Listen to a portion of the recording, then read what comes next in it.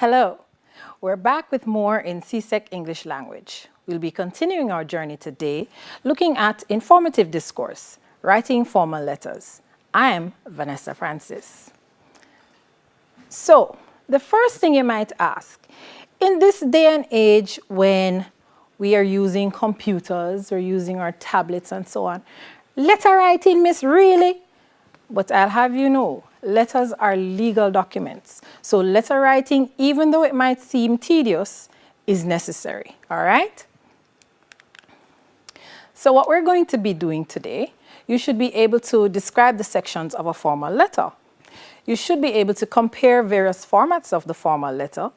And of course, you'll be able to analyze features of the formal letter. So the requirements for the exam, though, requires you to use appropriate language and communicate factual information clearly, concisely, and adequately. And you'll hear those words being repeated quite a lot for the various sections as well.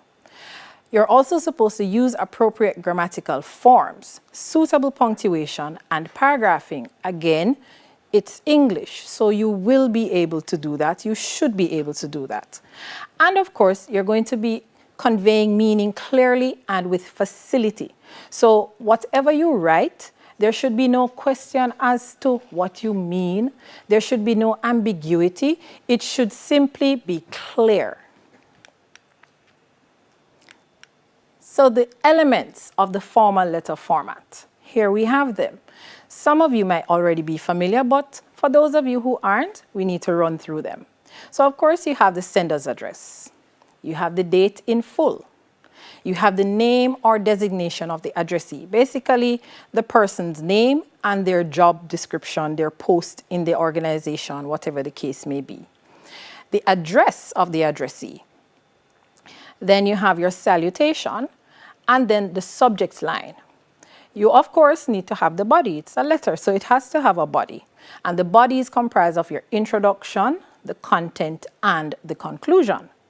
Then, of course, after you finish writing the letter, you need to have a complimentary close and follow that with your signature and your name. So you'd write out the name in full and then your designation, whether you're a customer, whether you are writing on behalf of a club, so you're the secretary or whatever the case may be. So now we're going to look at some examples of the various formats of the formal letter.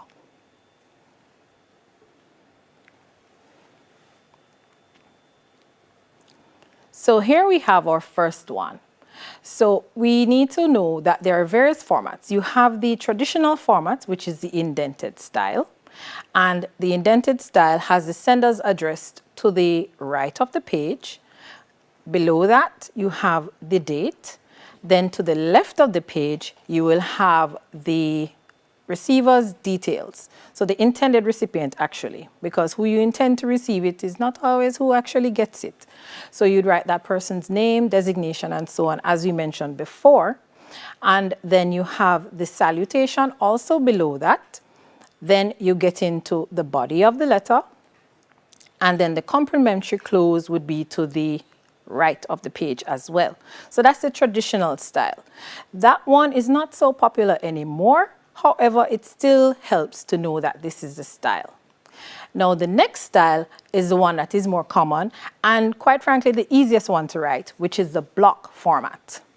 So the block format, everything is left justified, meaning everything goes to the left. So you don't have to think if it goes over this side, over that side. Everything comes to the left margin, but the order is still the same. So you have the sender's address first, then the date, then of course the name and designation of the intended recipient, their address, then the salutation, the subject of course, the body, and the complimentary close is also to the left side.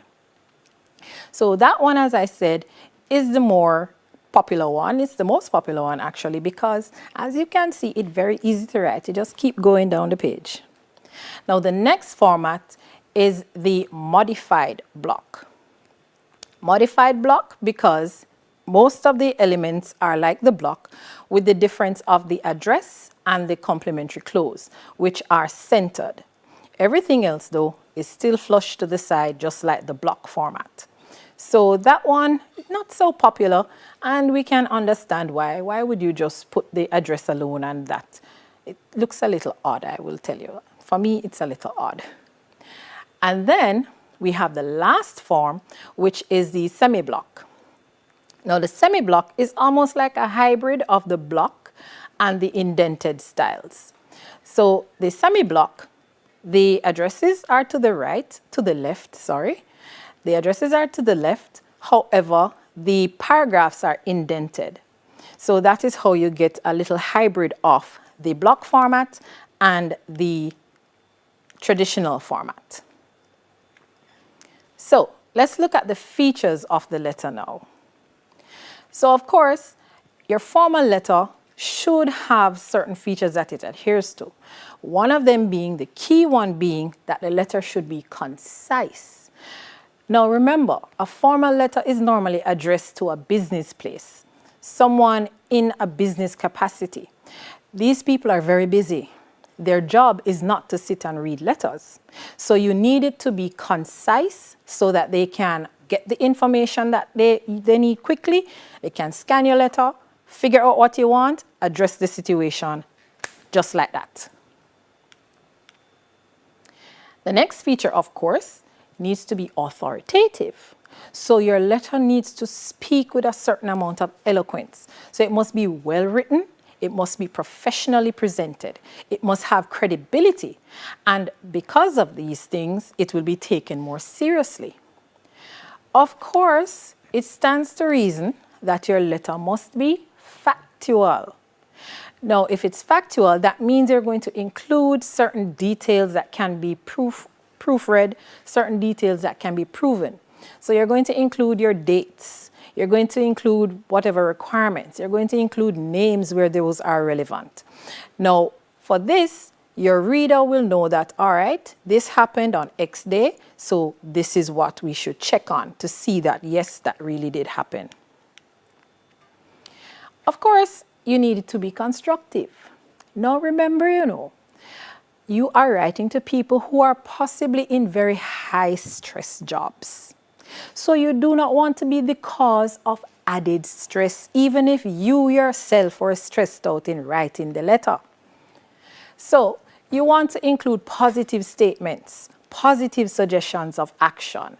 So these will encourage whoever is reading to actually move quickly and get your issue dealt with immediately or as soon as possible. Of course, it needs to be cordial because you need to be very polite. You might be begging things, because you have those kinds of letters. So you need to be polite, you need to be complimentary. And these letters, again, you ever heard the whole idea of you might catch more flies with honey than vinegar? This is where it comes in. So you want to be polite. We're not saying you're going to kiss anyone's derriere, but you need to be polite. So the letters we're going to focus on today are the letter of complaint and the letter of request. So, complaint letters. The purpose, of course, to air a grouse, to seek redress, to highlight an issue that is affecting you. So the complaint letter, as the name strongly suggests, is to complain. However, do not take on a complaining tone and aura in writing the letter. Because remember what I said earlier, these people might be very highly stressed and you don't want to add stress to stress, and then your issue just gets swept away. So these are the things you need to pay attention to when you are writing your complaint letter. So the first thing, yes, you have an issue that requires you to write a letter to complain, but keep in mind, many of the errors are unintentional. So it's not anybody out to get you personally. They never sit down and plot and scheme and say, yes, we are going to do this because you know that you don't like it. No, it's possibly unintentional. So because it's unintentional, then they're more likely to want to get the issue resolved quickly and to make sure that you, the customer, do not have any further reasons to complain. Next thing, you need to ensure that you do address the letter to a specific person. Now think about it. If you just address the letter dear sir / madam, or to whom it may concern, I don't know about nobody else, but personally, if I get a letter like that, then I'm going to say it don't concern me. I don't even want to read any further because it said to whom it may concern. I do not wish it to concern me. And you did not even bother to find out my name to put on the letter to know that is me you must write it to. So those little details are necessary. And especially in the exam, nobody should be writing no dear sir / madam or any to whom it may concern, because you are the one who will be filling in that information. But in a real life situation, it helps to find out the name of the person who you should address the letter to. And it feels nice when you actually see your own name on there. Now, of course, we said this earlier, begin your letter with a positive note. Again, highly stressed individuals. They are probably dealing with several issues all at once. So you want to start off positively. Now think about your own self. If somebody comes to you very angry, shouting expletives, telling you about your body parts, you're not going to feel very good about that. So in your letter, you don't want to do the similar thing to whoever you're writing to. So you want to start off with a positive lift to it, even though a complaint, you go complain. Of course, you need to be clear. So in stating what happened, in stating the issue, make sure you are very clear. You don't want to have a case where at the end of the letter, they're sitting and scratching their head and squinting and saying, what exactly is the problem? Because I'm not sure. She said something here, but something else. What happened? So you want to be clear. And you want to make sure that your complaint is structured nicely so that there is no room for misunderstanding. Of course, again, be courteous. Just because you're complaining, don't mean you must forget the little manners where your parents teach you. So communicate clearly, but be respectful about it. And you want to make them know that, yes, you're dissatisfied with the service, but you don't have to get ghetto with it. You don't have to go gully with it. You can simply say, I'm greatly dissatisfied by the treatment I received, or I am most disappointed in the poor quality of the goods I received. You said the same thing, you never have, okay, you get the point. Be brief. Remember again, you're writing to people who have other things to do throughout the course of the day, other issues to address. They have businesses to run, departments to run, that sort of thing. So you don't want to go too much into unnecessary details. So you want to keep it to about a page. And you want to make sure you have short paragraphs. The short paragraphs are easier to read. They're more aesthetically appealing. When you have very long paragraphs, I don't know about anybody else. I love to read, yes, but certain things I don't love read. So if I pick up a complaint letter and I see one paragraph start in the middle of the page and go all the way down to the end, right then my head start hurt me, So you want to have shorter paragraphs. Of course, you need to be honest and straightforward. Do not tell any lies. They will find out. So you want to include sufficient details to substantiate your claim. So whatever the issue is that you're having, whatever the problem is, you want to make sure you outline it clearly. You want to make sure that you don't embellish. Don't put any extra things on there that did not happen, because right then you invalidate your whole claim. Because once you're caught in one lie, then they're led to believe then what else is he or she lying about. So whatever is not relevant to the matter at hand, leave it out. Of course, you're writing a letter of complaint, but you can also suggest what can be done to make the situation better. However, notice the word is underlined. Make feasible suggestions. So don't tell them to give you $1 million when the item only costs 10. Don't tell them they have to give you a brand new item when you bought it second hand. So you're going to make a feasible suggestion. You're going to ask for things that will remunerate you for your troubles, but at the same time, it's something that they can work with.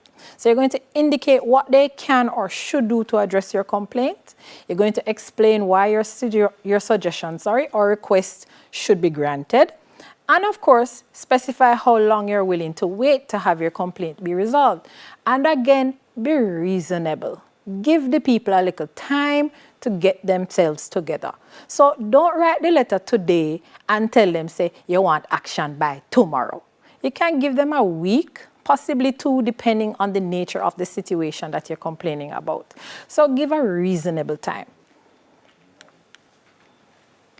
Now, you're complaining, you're being courteous, but you still need to have a firm tone, but respectfully so. So avoid aggressive, accusing language. Again, you don't want to set them on the defensive. You don't want to upset anyone. You don't want to offend anyone. The very people you want to get results from should be encouraged to give you these results in a positive way. A positive way. So avoid the aggressive and accusing language. Keep your complaint concise. You've heard that word many times today and you'll keep hearing it over and over. Keep it concise and keep it professional. So again, you want to make sure you get to your point, state your point. You want to make sure you don't have a 10-page complaint. Try to stick to 1. And of course, communicate clearly but respectfully that you're dissatisfied. So again, you want them to know how you feel about it, but choose the right words to convey that feeling. One thing we are, most of us, if not all of us, guilty of is making generalizations. So you need to consciously avoid this in your complaints letter. Don't say, is everybody in the company, or every single time this happened, or every. No. Stick to the matter at hand. So if it's a case where it's just one person who is the issue, point out that is one person. Don't say the whole company. No, it was just that one person that you ran into that day who was the wrong one. Again, use tact and be direct, but still remain respectful. See how many times that word come up? So if you need to make a complaint to or about people that you have to have contact with regularly. So these are not people who you just went to the store one day and you saw them. These are probably people you work with, possibly a business that you will have to do continued business with. So you want to be tactful in your complaint because you don't want to destroy the relationship entirely. You just want to point out the fact that you have a little problem and you would love for them to resolve this little problem for you in a timely manner. So do not cut off your nose to spite your face. These are people who you might have to interact with soon or on a frequent basis. You don't want to make things very uncomfortable between you and them. When you're passing each other, you can't even mumble a good morning. No, man. Try not to do that. So if it's a case where these are people who you have to interact with after you have written this letter, make sure that the letter was as such that that little awkwardness, you don't have it. Please do not make threats. Do not say you're going to burn down the people in place. Do not say you're going to stone anybody. Do not say you're going to lay waste anybody. Do not make any type of threat of violence. Because if you do that and anything happens to the business place or the people, then guess what now? They have a letter here that you sent stating that you are going to do this, that, and the other. And what do you think going to happen? Even if it wasn't you, you get the blame, you get arrested, you get thrown in jail. So if the company has repeatedly given you bad service or they refuse to correct the situation, voice your feelings, but in a firm and tactful way. You may threaten legal action, that is fine. So you can threaten to take them to court, no problem with that. But make sure that if you threaten to carry them to court, you're actually willing to carry them to court. Other things you can threaten with is to take your issue to the court of public opinion. So you can tell them that, I feel so distressed. I will need to share my situation with those on social media. Now that, if nothing else, will get them to perk up and pay attention, because nobody wants that kind of bad publicity. So you can make certain types of threats, legal action threats, or to publicize the issue. But again, do not threaten anything violent. You will go to jail. So, of course, you need to include your contact information. The people need to know how to get in touch with you to discuss with you the best course of action.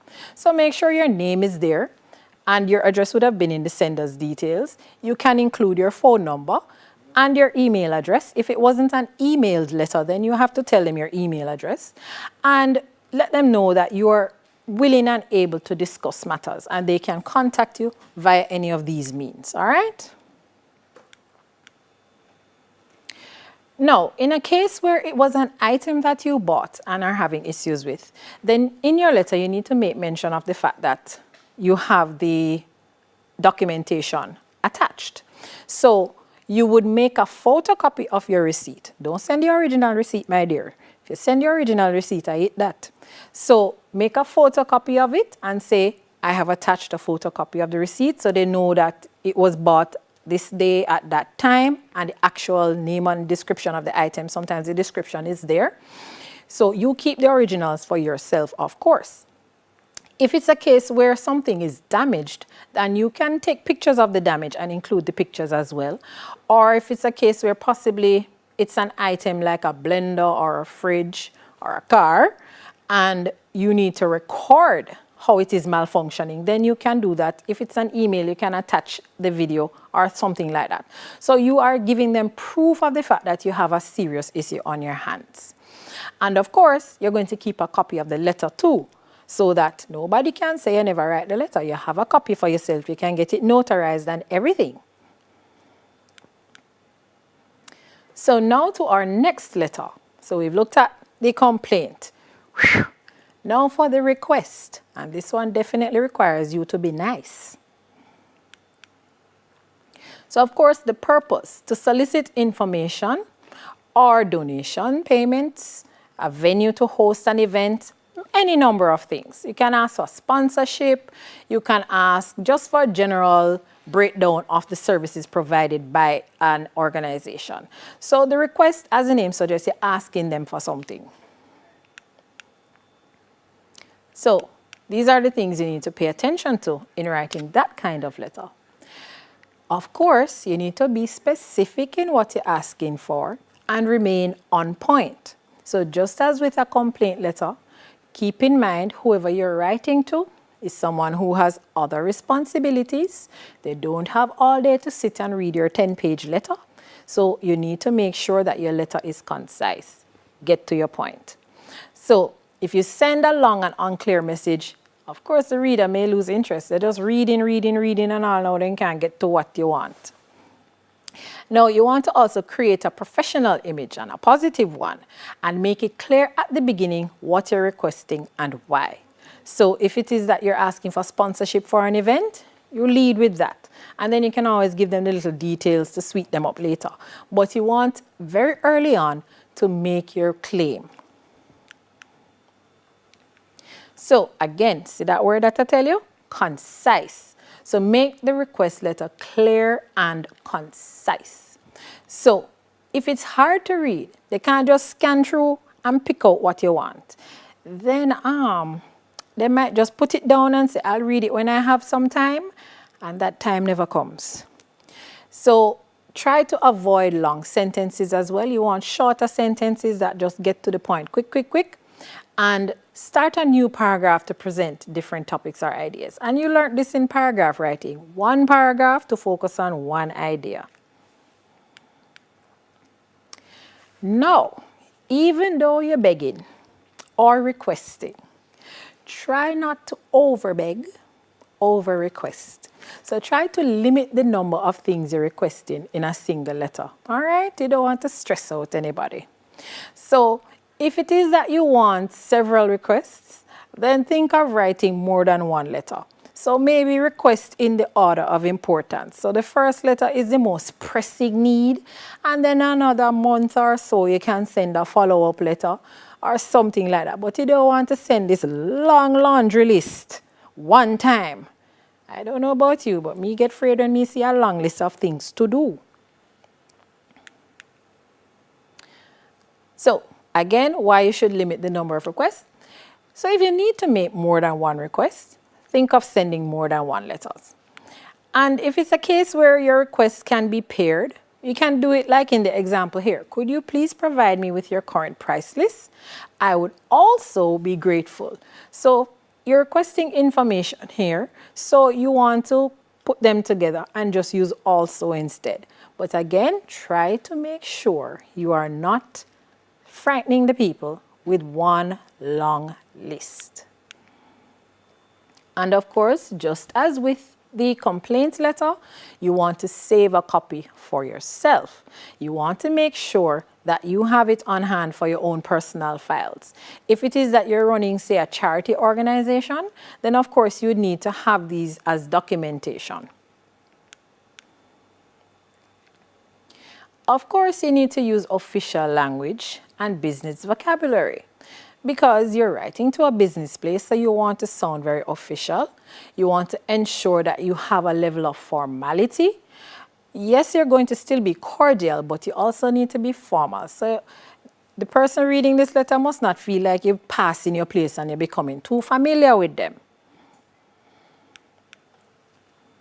So we're going to look at some examples of different types of letters now. And in looking at the letters, we are going to see how well you can pick up the different errors that might be in them. So here's the first letter. Remember, you want to read it closely. Look at all the details that are on there. Look at what might be wrong with it. So look carefully. Check out the address. Look at the body. Read the body carefully. Look at the close.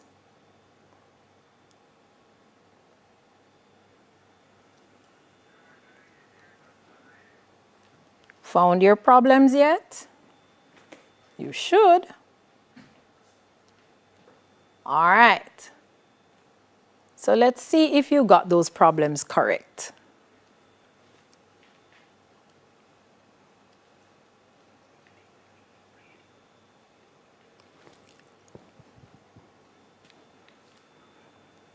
All right, so that letter was by Sammy Shaw, and it was a complaint letter. So let's look now. So no recipient was specified in the address, nor was there a salutation. So if you notice, it said the dreaded, "to whom it may concern." Right then and there, it don't concern anybody. And in the address portion, nobody was specified. So John Brown's name wasn't there, not even John Brown's occupation. Now the subject line, what a mighty subject line. So notice the whole subject line could actually be a sentence in the body itself. Your subject line should be brief, to the point. So all it had to say was complaint regarding a particular item, and you could name the item number. The item number is given there, or the date of the purchase. But that long everlasting subject line will not do.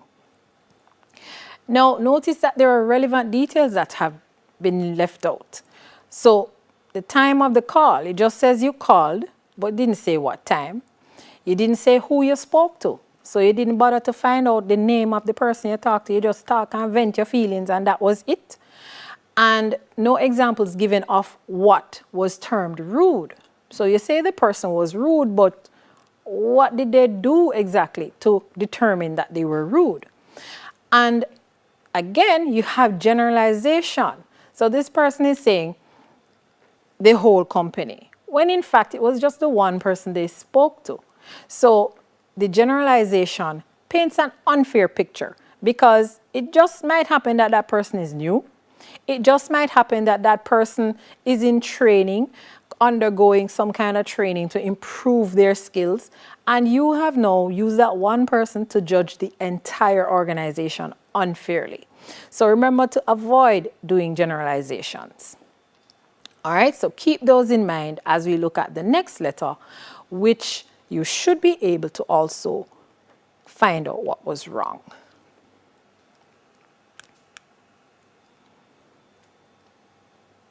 So this one is a request letter. So again, you're looking at all the details. So you're looking at from the address right down to the salutation to the close. So pay close attention. What do you see on the address that should or should not be there? What do you see happening in the salutation that should or should not be there? Read the body carefully. So he starts by saying that he states who he is, says who he represents, goes into what he is requesting, gives a few details, goes on a little more, and then we have the close. All right, so now let's think about the faults. So the first thing you should have noticed, the sender's name is in the address. Now remember, once you close the letter, you're going to include your own name. So your name should not also be in the address. That makes no sense. So unless it's an official letterhead where the name is included, that's totally different. But if you're writing a letter, full block style or any other style for that matter, your name don't need to be up in the address. The only name that should be in any address is the one for the recipient. So Paul's name should not be posing up at the top like 66. Then, if you notice, there is no break between the addresses. They just basically run one right into the other. So you do need to have a little break between the date at the end of Paul's address and the beginning of the receiver's address. So there needs to be a little break there. Then you look at the salutation. The salutation, dear Mrs. Long, that's fine. However, you do not punctuate a formal letter salutation with a comma. You punctuate it with a colon. Then something that is missing. So the previous letter had one that was too long, and this one has none. The subject line. So Paul needed to have put a subject line in his letter in order to bring to the receiver's attention what the nature of the letter is. So he or she reading the letter needed to know that this is the type of letter. So if that person by chance is not the one who it concerns, then they can pass it on to who is. And then if you look at the tone of the letter, Paul talking to the lady like say him and she is good friend long time. So it did lack that sense of formality, that sense of cordial formalness. It did just sound like I'm long lost friend him I talk to. So don't do it. Remember, you want to be polite, you want to be professional. You don't want to have the people them saying, "Bukuya, how where you come from?" You don't want that sort of thing. So remember to keep the tone professional but polite. Not like Paul who talking as if him and the lady in a things long time. And no, don't do it. All right. So keep that in mind as we look at the next letter. So again, please I beg you, keep the letters on the level. So let's turn to Ken Thomas's letter now and see what Ken Thomas did that wasn't supposed to be done, what Ken did that he should not have done. So have a look-see at that one now. So remember, we're looking at it from start to finish. So look at the addresses. Look at the salutation. Look at the body. What might be missing? What should he have mentioned that he possibly didn't mention? All right, so let's look at it now. So the first thing you should notice is that the recipient's details incomplete. It didn't say who it should go to. No name is given. No job post is given. So it makes the address incomplete as well. And because no name is given, then of course he has to have the salutation being dear sir or madam. And remember, we try to avoid that, because when you just make it so general, then that gives the person the impression that you never even bother to try to find out who you must write to. Also, you notice, not a subject line. So it's bad enough you don't say who must get the letter. You haven't specified who must get it. But whoever picks up this letter has to go read the letter now to find out if it is that they are the one responsible or they must pass it on to someone else. You know how much time you waste? All right. So the next thing missing, no copies of the receipts or the photographs. So he mentions that, yes, the shoes were soiled. I'll know them don't see for themselves that the shoes really soiled. So he hasn't given any photographs of it. He hasn't shown them in any way that the shoes is really dirty. Him just tell them and they must accept his word of mouth. Really now? All right. So keep that in mind. You want to specify. So remember now, when you're doing your letters, be they letters of complaint or letters of request, there are certain rules and guidelines you want to follow. You want to ensure that, first of all, you keep them concise, remain on point, stick to the details that are necessary. You want to ensure that you remain polite.